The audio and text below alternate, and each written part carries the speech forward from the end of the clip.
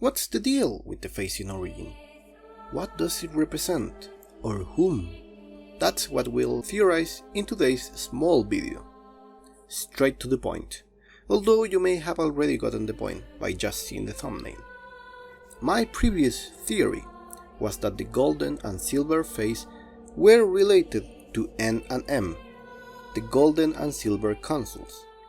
However, now that we know of the presence of two individuals who were also avatars of other two individuals resembling it, although they can still relate to N, my theory now is as follows. The golden and silver face of Origin represent, in a way, Amalthus and Maineth, both wielders of divine power, monado or connected to the divine at a certain point. The golden face has evident male traits and indoline features like ears and chin. The silver face is evidently female, with machina features such as the spikes. And, although long dead, the individuals they connected to or linked with are present in Ionios, as the artbook said, Malos and Fiora, who carried both of their wills. In terms of admin rights and power scale, they are on the same level. Malos, the incarnation of the male aspect of the Trinity processor Logos, part of the Trinity along with Pneuma and Ontos, connected to the conduit at some point. And Fiora, inheritor of Maineth's monado, who was the female god in the world of Bionis, who wielded a monado, so admin rights, which were given by Albis, aka Ontos.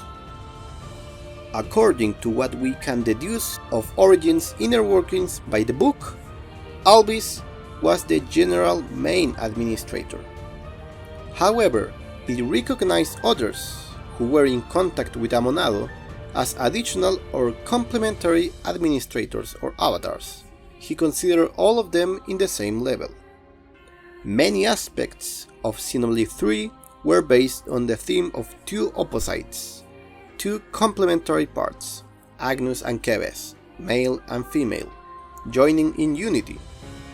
The admin rights of said Amalthus and Maineth were carried over by Malos and Fiora, also male and female, who coincidentally form a Sword of the End each, both linked to Origin, End's sword, which has Malos or Logos, and Lucky 7, which has Fiora, black and white, and both swords have both colors, but in contrary parts, like the yin and yang. The face of Origin needs both a male and a female aspect due to reference reasons.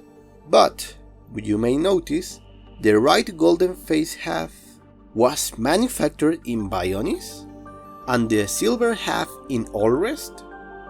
They are reversed! Well, my theory for that is simple.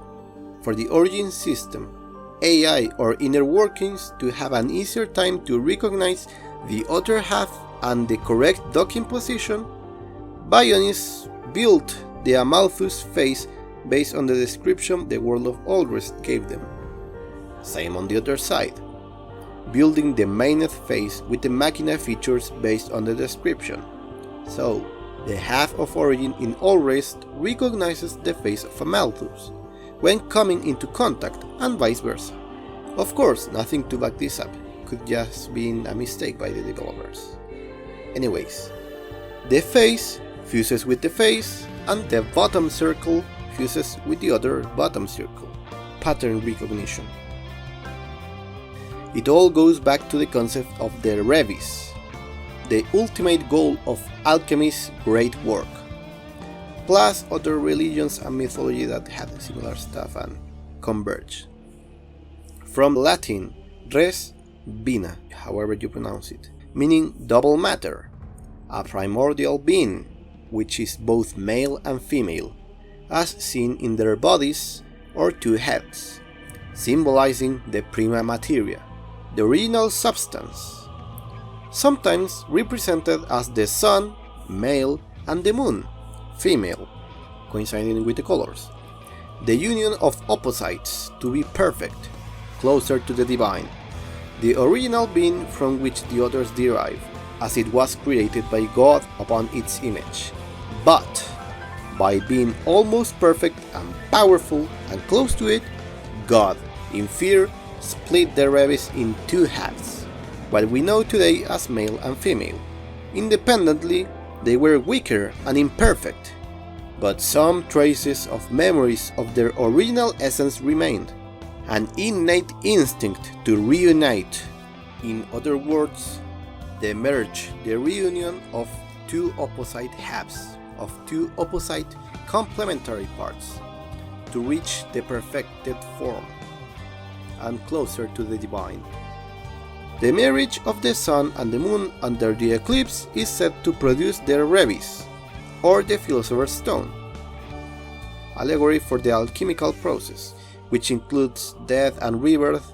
As you can guess, the Ouroboros symbol is also sometimes associated with this unity, duality.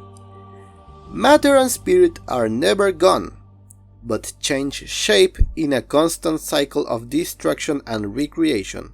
But as you can hear, I'm not an expert in this field, so you may have to make your own research, or maybe I will make a longer video. Anyways, that would be it for today. Have a good one.